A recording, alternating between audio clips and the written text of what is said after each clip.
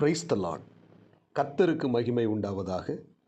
இந்த நல்ல காலை வேளையில் கர்த்தருடைய வார்த்தை மூலமாய் உங்கள் யாவரையும் சந்திப்பதிலே நான் மிகுந்த மகிழ்ச்சி அடைகிறேன்.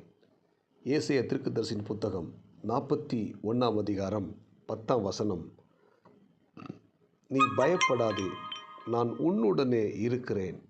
திகையாதே, நான் உன் தேவன். நான் உன்னை பலப்படுத்தி உனக்கு சகாயம் பண்ணுவேன். என் நீதியின் வலது கரத்தினால் உன்னை தாங்குவேன் என்று ஆண்டவர் வாக்கு பண்ணுகிறார்.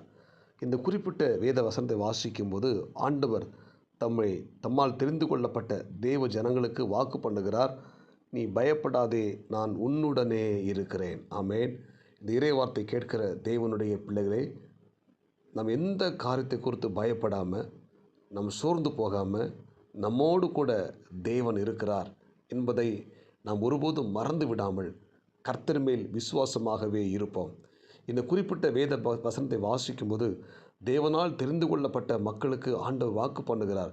இன்றைக்கி பார்த்தீங்கன்னா, தேவனால் தெரிந்து கொள்ளப்பட்ட நம்முடைய வாழ்க்கையில் நமக்கு நிறைய பிரச்சனைகளும் போராட்டங்களும் நம்மை சூழ்ந்து கொண்டிருக்கிறது. ஒரு பக்கம் கடன்கிற பிரச்சனை, நெருக்கம், வியாதி, போராட்டம், துன்பம், நஷ்டம், பேரிழப்புகள், இப்படிப்பட்ட பலவிதமான காரியத்தில் போராடி கொண்டிருக்கிறோம். ஆனால் கர்த்தர் வாக்கு பண்ணுகிறார், நான் உன்னுடனே கூட இருக்கிறேன், நீ எதை குறித்தும் பயப்பட வேண்டாம் என்று சொல்லுகிறார். ஒருவேளை இந்த இறைவார்த்தை கேட்டுக்கொண்டிருக்கிற தேவனுடைய பிள்ளைகளே, நீங்கள் சில காரியங்களை குறித்து பயந்து கொண்டிருக்கலாம். ஹல்லேலூயா. நீங்கள் பயப்படாதீங்க. ஏனென்றால் வேதம் சொல்கிறது, நீ பயந்த காரியம் உனக்கு வந்தது என்று சொல்லப்பட்டிருக்கிறது.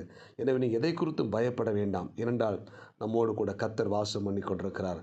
நம்மை உண்டாக்கின தேவன் நம்மோடு கூட இருக்கிறார். அவர் நம்மோடு கூட இருந்து நமக்கு மிகப்பெரிய அற்புதமான காரியங்களையும் ஆச்சரியமான காரியங்களையும் செய்ய நம்முடைய தேவன் நம்மோடு கூட இருக்கிறார். இயேசு கிறிஸ்து படகுல தம்முடைய சீசரோடு கூட போய் கொண்டிருக்கும் போது அந்த படகின் பின்னணியத்தில் இயேசு தலையணை வைத்து தூங்கிவிட்டார். அங்கே தூங்கி கொண்டிருந்த போது திடீரென்று பார்த்தீங்கன்னா காற்று வீச ஆரம்பித்தது. கடல் கொந்தளிக்க ஆரம்பித்தது.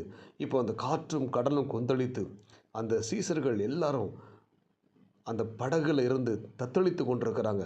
நம்ம எல்லாம் சாக போகிறோம், இந்த படகு சீக்கிரமாய் மூழ்க போகிறது என்று சொல்லி இயேசு கிறிஸ்துவை போய் தட்டி எழுப்பி, ஆண்டவரே, போதகரே, நாங்கள் மடிந்து போகிறது கவலை இல்லையா என்று சொல்லி அவர் எழுப்பினார்கள்.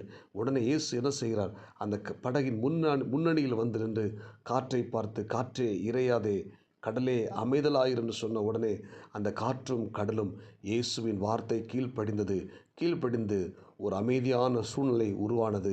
இந்த சீசர்கள் மறுகரைக்கு பத்திரமாக போய் சேர்ந்தார்கள். அன்புக்குரிய தேவனுடைய பிள்ளைகளை, நம்முடைய வாழ்க்கையில் காற்றுகள் எழும்பலாம், கடல் கொந்தளித்து